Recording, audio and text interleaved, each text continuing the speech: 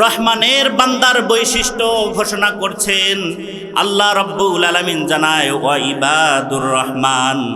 শুনে রাখো, রহমানের বান্দা কারা কারা হবে। যদি কারো মধ্যে 12টি গুণ 12টি বৈশিষ্ট্য যদি থাকে, তাহলে আমার আল্লাহ পাক রব্বুল আলামিন তার রহমান নামের, তার রহমানের বান্দা হিসাবে তার সেই বান্দাকে পরিগণিত করবেন। সুবহানাল্লাহ বলি। রহমানের বান্দা হলে লাভ কি?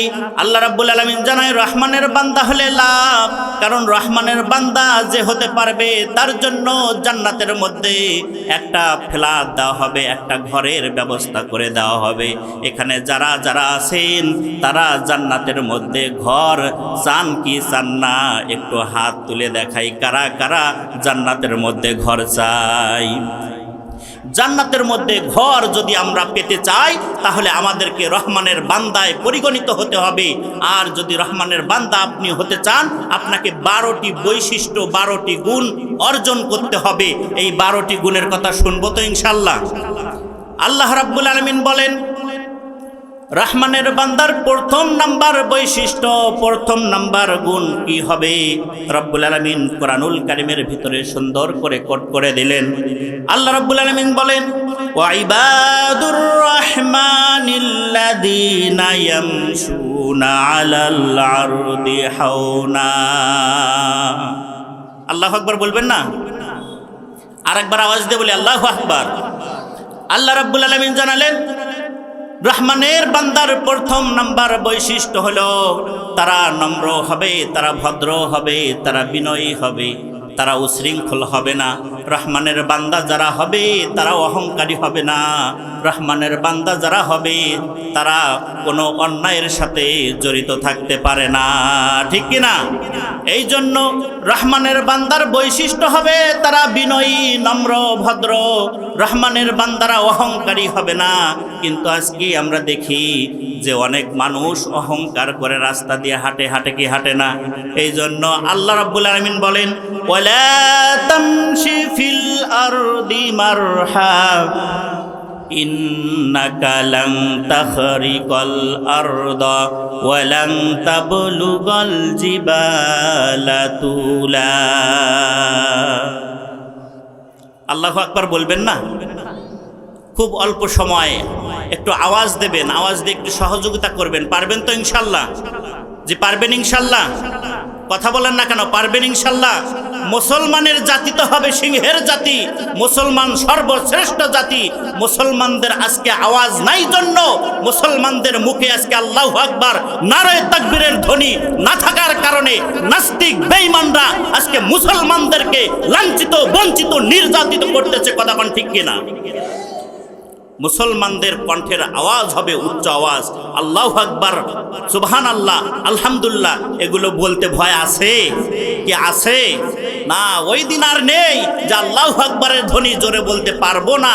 ওই দিন শেষ হয়ে গেছে অনেক আগেই। চিল্লা কোন ঠিক কিনা? এই জন্য আল্লাহ রাব্বুল আলামিন বলেন, যারা রহমানের বান্দা হবে তাদের বৈশিষ্ট্য হবে বিনয়ী, তারা অহংকার করে না। আর যারা অহংকার করে চলে এরা রহমানের বান্দা হতে পারবে না।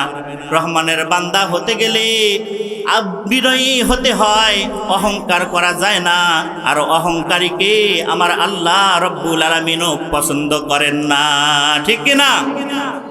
এই জন্য অহংকারী যারা হয় তাদের দেখবেন আপনি কোনো একটা সময় এই অহংকারী কিন্তু ধ্বংসের দিকে চলে যায়, তাদের কিন্তু পতন হয়ে যায়। এই জন্য পৃথিবীর জমিনে, আসমানের নিচে, জমিনের উপরে যারা অহংকার করেছিল দেখবেন এদের একটা সময় সকলের পতন হয়ে গিয়েছে, ঠিক কি না? নমরুদ ক্ষমতায় ছিল, অহংকারী ছিল, তাদের পতন হয়েছে। ফিরাউন অহংকারী ছিল, ক্ষমতায় ছিল, তারও পতন হয়েছে। হামান কারুনের পতন হয়েছে। ও মুসলমান, শুধু তাই নয়, অতীতকালেও নয়, বর্তমানেও যারা অহংকার করে কথা বলেছিল কিছুদিন আগেই তো তাদের পতন আপনারা চোখেই দেখতে পেরেছেন, ঠিক না?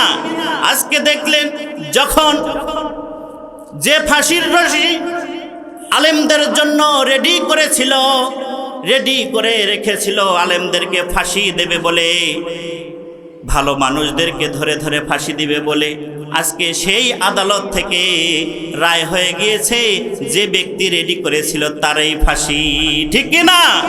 এই জন্য তো সকলে বলে যে যারা পৃথিবীতে অন্যায় করেছে তাদেরকে কাউকে ছাড় দেওয়া হবে না। কি ছাড় দেবেন আপনারা? কাউকে ছাড় দেওয়া হবে না, সকলের এই বিচার হবে ইনশাআল্লাহ। অহংকারীকে আল্লাহ পছন্দ করেন না, তাদের একটা সময় পতন হয়ে যায়। এই জন্য দেখবেন ফেসবুকে একটা গান ঝড় তুলেছে, কি বলবো, একটু মন খারাপ করবেন না তো। সব খুনিদের বিচার বুবু হবে আনা আনা, তোমার বিচার হবে বুবু পুরো 16 আনা। বুবু গো ওহো তুমি কেমন নৌকার মাঝি, এখন তোমার নৌকা চলে না। বুবু গো ওহো তুমি কেমন নৌকার মাঝি, এখন তোমার নৌকা চলে না, ঠিক কি না? এই অহংকারের পতন আছে না নাই? অহংকার করে বলেছিল যে রাজাকারের বাচ্চারা রাজাকারদেরকে চাকরি দেওয়া হবে না, এই রকম করে ছাত্র জনতাকে বলেছিল।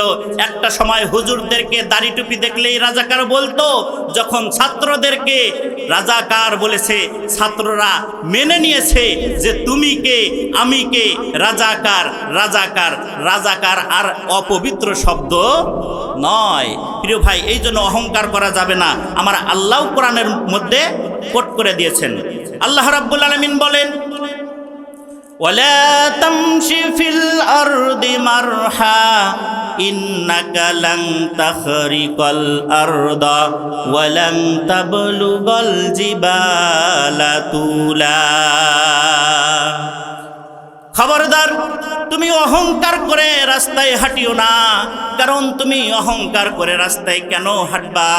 তুমি তো অহংকার করে জমিনটাকে দ্বিখণ্ডিত করতে পারবা না।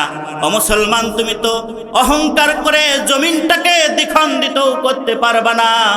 আর তোমার অহংকারের আদিসাধ্যে তুমি তো পাহাড়ের উচ্চতাও ছড়াইতে পারবা না। সুতরাং তুমি কেন অহংকার করবা? যে অহংকার করবে তাকে জমিনটাকে দ্বিখণ্ডিত করতে হবে। তার প্রমাণ 2 দিন আগেই পাইলেন। একমাত্র অহংকার যিনি করবেন, চিল্লায় কোন তিনি কে? আল্লাহর অহংকার করা সাজে তার প্রমাণ আল্লাহ রাব্বুল আলামিন বাস্তব প্রমাণ দিয়ে দিলেন 2 দিন আগে। জমিনটাকে শুধু বলে দিছেন যে জমিন তুমি কেঁপে ওঠো, জমিনটা থরথর থরথর করে কেঁপে ওঠে। অনেক রাস্তাঘাট ফেটে ফেটে গেছে, অনেক বিল্ডিংগুলো ভেঙে ভেঙে ধসে পড়েছে। চিল্লা এখন ঠিক কিনা? তাহলে অহংকার তো তার করা সাজে যে জমিনটাকে দ্বিখণ্ডিতও করতে পারে, যে পাহাড়ের উচ্চতাও ছড়াইতে পারে। আমরা মানুষ, আমরা জমিনটাকে দ্বিখণ্ডিতও করতে পারি না, পাহাড়ের উচ্চতাও ছড়াইতে পারে না। অতএব আমাদের অহংকার করা সাজে না। মানুষ 4 শ্রেণীর অহংকার করে, সেটাও বলে দিলেন। মানুষ কয় শ্রেণীর অহংকার করে? একটু আওয়াজ দিয়ে বলবেন, মানুষ কয় শ্রেণীর অহংকার করে? মানুষ 4 শ্রেণীর অহংকার করে। 1 শ্রেণীর হলো মানুষ চেহারার অহংকার করে। 2 নাম্বার মানুষ জ্ঞানের অহংকার করে। 3 নাম্বার মানুষ ধন সম্পদের অহংকার করে। 4 নাম্বার, 4র্থ নাম্বার হচ্ছে মানুষ ক্ষমতার অহংকার করে। ও যুবক, যারা চেহারার অহংকার করো তাদেরকে জানাই, তুমি কিসের চেহারার অহংকার করো?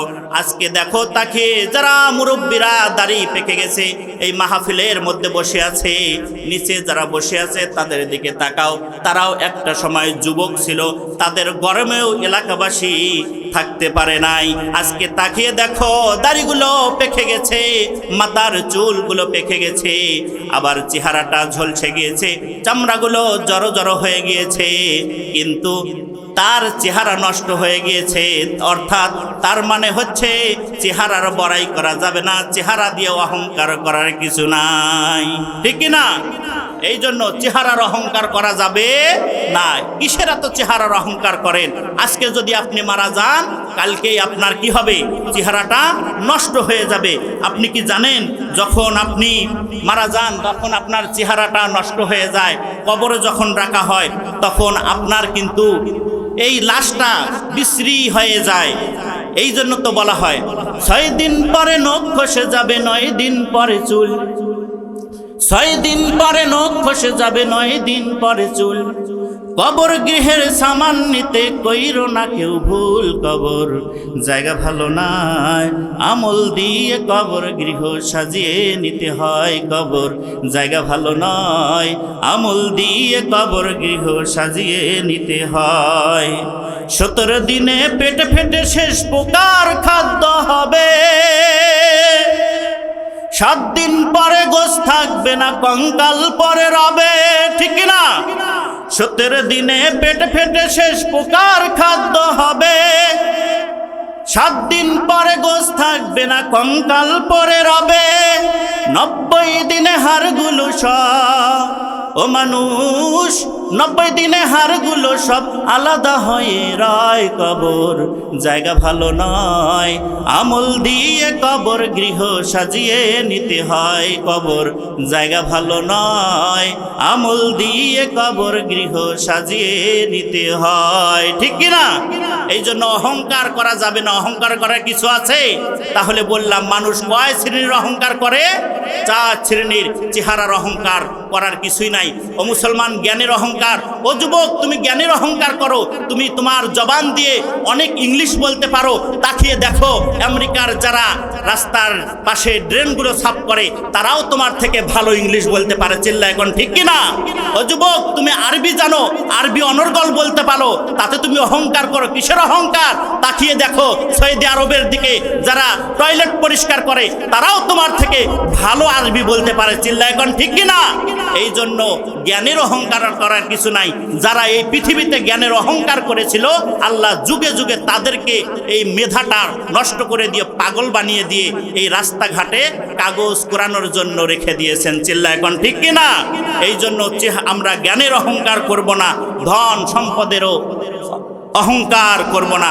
তবে বলেছিলাম, ধন সম্পদের অহংকার, এই ধন সম্পদের অহংকার অনেকে করে কি করে না? এই ধন সম্পদের অহংকার করেছিল কারুন। যখন মূসা আলাইহিস সালাতু ওয়াস সালাম কারুনকে ডাক দিলেন, ও কারুন ভাই আমার, তুমি যাকাত দাও। তখন কারুন বলেছিল, এগুলো আমার হাতের কামাই, আমি কেন যাকাত দিব? ধন সম্পদের অহংকার করেছিল। আমি আমার 2 হাত দিয়ে এই সম্পদ ইনকাম করেছি, আমি উপার্জন করেছি, আমি যাকাত দেব না। একটা পর্যায়ে যারা দেখবেন অহংকারী হয়, যারা ধন সম্পদের অহংকারী হয়, তারা দেখবেন মানুষের বিরুদ্ধে ষড়যন্ত্রও বেশি করে। কি করে কি করে না?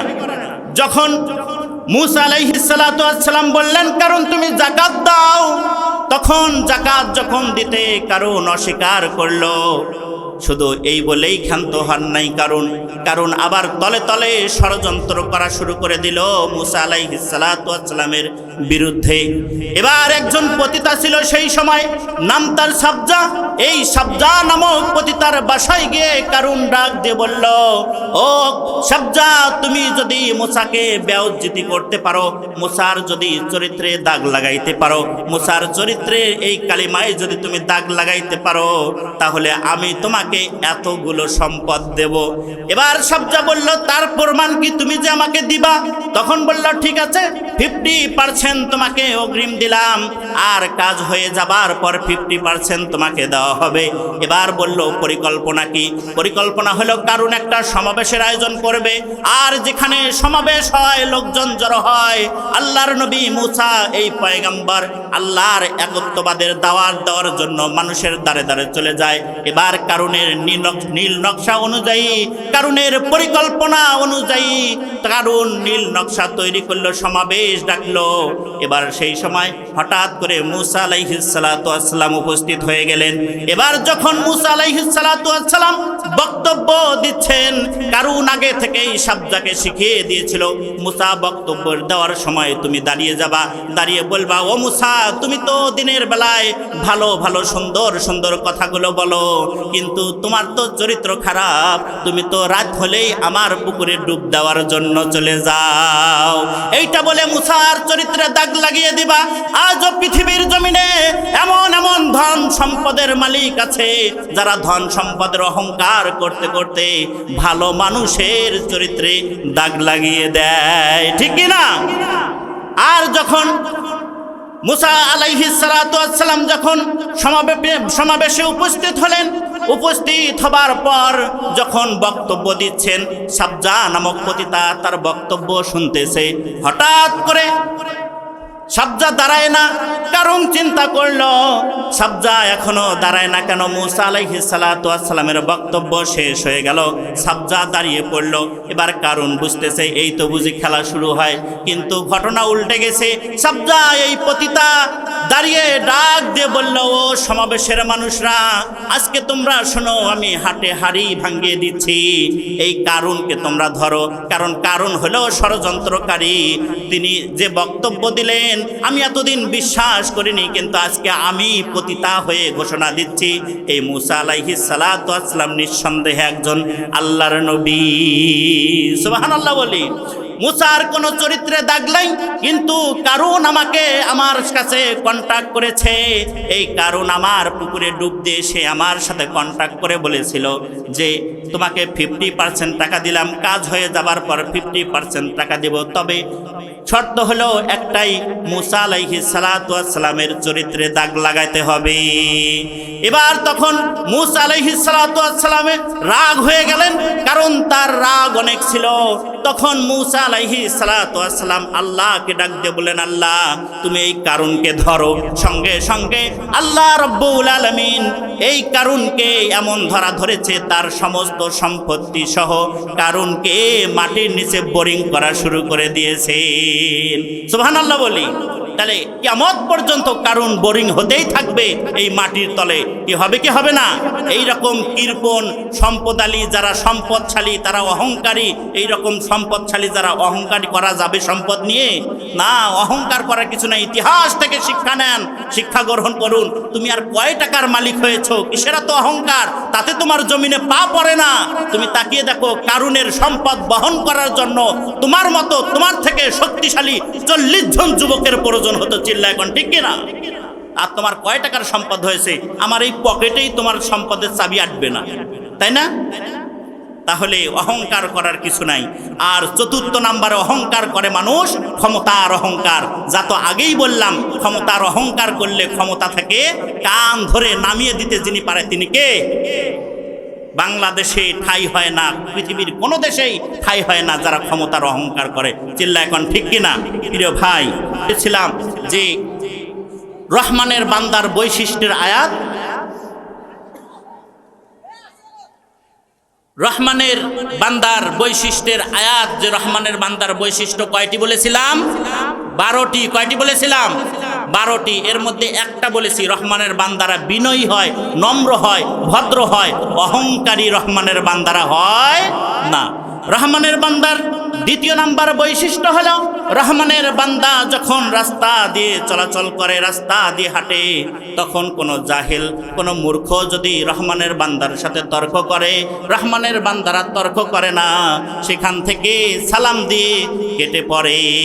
এটা আমার মুখের কথা নয়, আল্লাহ রাব্বুল আলামিন কোরআনুল কারীমের মধ্যে জানাই দিলেন, ওয়া ইযা খাতাবাহুমুল জাহিলুনা ক্বালু সালামা। আল্লাহু আকবার বলবেন না? মনে চায় না বলতে?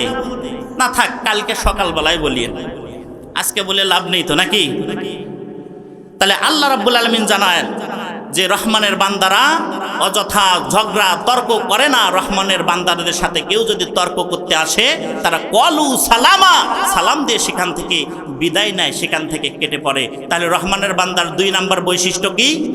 তারা তর্ক করে না, তারা সালাম দিয়ে কেটে পড়ে। এবার রহমানের বান্দার 3 নাম্বার বৈশিষ্ট্য সংক্ষেপে বলছি, তারা রহমানের বান্দারা রাত্রিবেলায় সিনেমা নাটক দেখে রাতটাকে অতিবাহিত করে না। রাত্রিবেলায় গল্প গুজব করে রাতটাকে অতিবাহিত করে না। রাত্রিবেলা প্রেমিকার সাথে আলাপ করে চেটিং করে রাতটাকে অতিবাহিত করে না। তারা রাত্রিবেলায় আল্লাহর কাছে সিজদায় অবনত হয়। সুবহানাল্লাহ বলবেন না? তাহলে রহমানের বান্দার 3 নাম্বার বৈশিষ্ট্য, রহমানের বান্দারা রাত্রিবেলা সিজদায় পড়ে যায়। রাত্রিবেলা যখনই সময় পায় তখনই সিজদায় লুটিয়ে পড়ে। আল্লাহ রাব্বুল আলামিন বলেন, والذين يبيتون لربهم سجدا وقياما রহমানের বান্দা তো হলো তারা যারা রাত্রি বেলায় সিজদা দিয়ে রাতটাকে কাটিয়ে দেয়, রাতটা অযথা কাটায় না, রাত্রিবেলা তারা সিজদা দেয়। আমার আগে আলোচনা করেছেন প্রিয় ভাই, বলেছেন রাত্রিবেলা তার নামাজের কথা বলেছেন, রাত্রিবেলা যারা সিজদা দেয় তারা তো নামাজই আদায় করে। অতএব আমি নামাজের আলোচনার দিকে যাচ্ছি না, মাদ্রাসার দিকে তাকিয়ে দেখুন, মাদ্রাসার প্রত্যেকটা ছোট্ট ছোট্ট সোনামণিরা, ছোট্ট ছোট্ট বাচ্চারা কিন্তু রাত্রিবেলায় তাহাজ্জুদের নামাজ পড়ে। চিল্লা এখন ঠিক কিনা?